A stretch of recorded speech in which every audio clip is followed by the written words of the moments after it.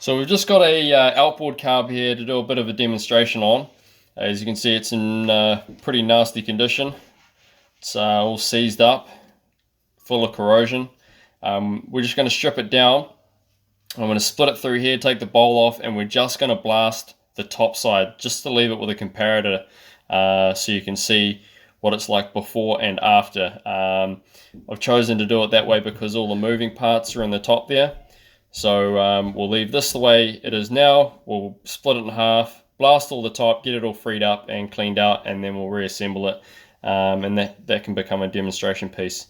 So I'll just strip it down now. We'll quickly come back, have a look over it, and then we'll put it in the cabinet and see what sort of finish we can get.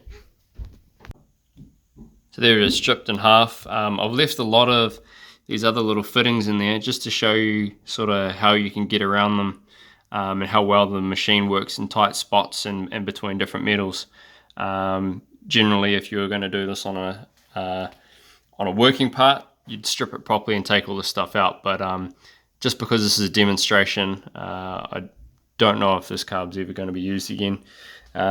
So we'll leave them in for purpose of the demonstration, and just show you how well it will get in around these areas here and give everything a good clean.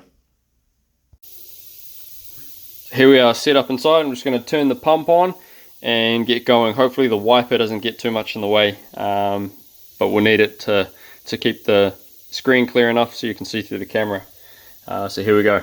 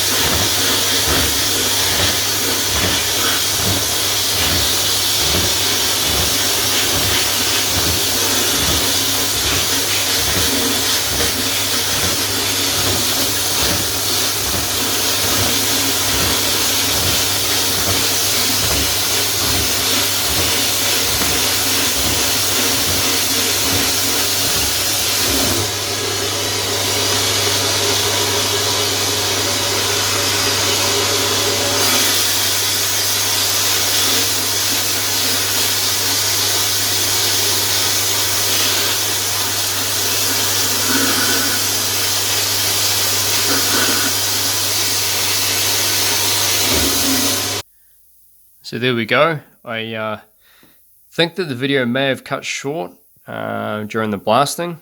Not so sure. Hopefully it got enough of it for you to get the idea. You can kind of see there the difference when you lay it out. Halfway through the blasting, I thought I'd add something else into the demonstration. So just the normal media that you use with these doesn't quite get through the black tarnish. So I left some of it on this side.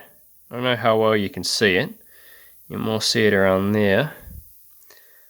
Even that is a better finish and has brought it up quite well. But by adding in a mixture of different medias, you can actually improve the result a lot on top of that. The medias that you use for stripping off that tarnish are a little bit harsher. They still don't peel open the surface or anything. It's more of a kind of a scratching action on the surface there. And in conjunction with the other beads, it kind of panes it over afterwards. So although it's not really abrading into the metals, it scratches just enough on there to remove that tarnish, and the other beads in the media will kind of peen that over. So you still get a nice shiny surface. You can get better finishes again, just depending on the glass that you want. So this also had a bit of that tarnish on it. It's quite hard to tell the difference. When you put them next to each other, it's a little easier. It's slightly darker grey there.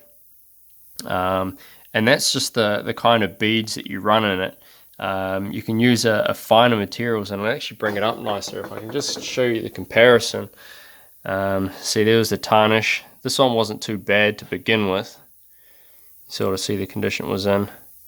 And then that's what it brought up with the finer media. So you can see it gets right into the grooves there.